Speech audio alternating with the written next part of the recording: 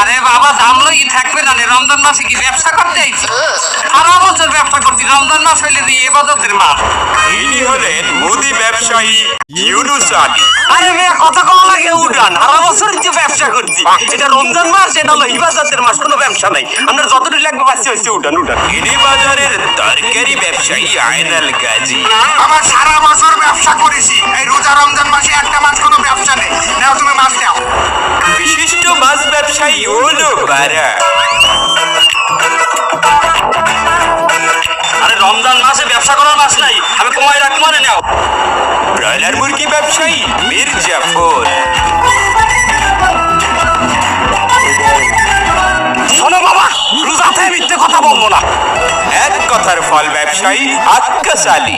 কি ভাবছেন রমজান মাসে সব ব্যবসায়ীরা কিভাবে এত ভালো হয়ে গেল?